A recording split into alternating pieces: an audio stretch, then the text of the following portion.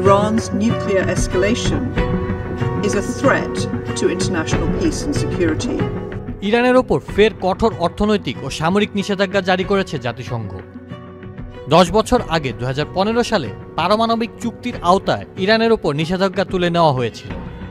বিবিসির প্রতিবেদন অনুযায়ী চুক্তিতে থাকা যুক্তরাজ্য, ফ্রান্স ও জার্মানি স্ন্যাপব্যাক প্রক্রিয়া চালু করে নিষেধাজ্ঞা ফের কার্যকর করেছে।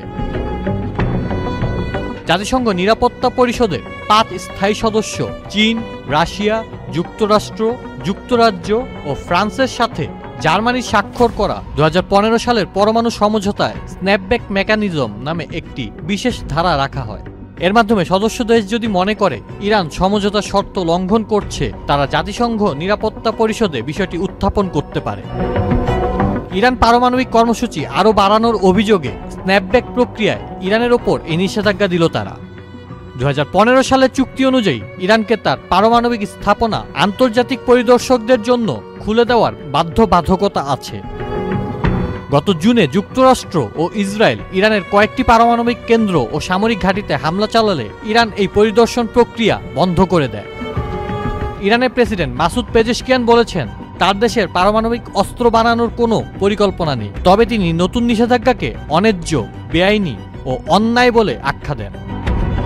2015 সালের চুক্তির আওতায় ইরানের ইউরেনিয়ামের মজুদ, পারমাণবিক স্থাপনা গড়া এবং গবেষণা কার্যক্রম সবকিছুর সীমা বেঁধে দেওয়া হয়েছিল। মূল লক্ষ্য ছিল ইরানকে বিদ্যুৎ উৎপাদনের জন্য পারমাণবিক প্রযুক্তি ব্যবহার করতে দেওয়া, কিন্তু অস্ত্র বানাতে না দেওয়া।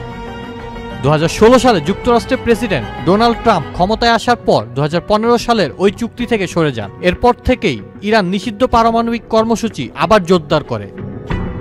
ডোনাল্ড ট্রাম্প বরাবরই 2015 সালের চুক্তিকে ত্রুটিপূর্ণ বলে সমালোচনা করেছেন এবং নতুন শর্তে ভালো চুক্তি করার প্রতিশ্রুতি দিয়েছেন। যুক্তরাষ্ট্র ও ইসরায়েল চলতি বছরের জুনে যৌথভাবে ইরানের পারমাণবিক স্থাপনায় হামলা চালায়। এতে ইরানের বড় ক্ষতি হয়েছে বলে দাবি করেছে তারা। তবে অনেক আন্তর্জাতিক নিরাপত্তা বিশেষজ্ঞ এই দাবি নিয়ে সন্দেহ প্রকাশ করেছেন। Ausaful Islam Akib, channel I.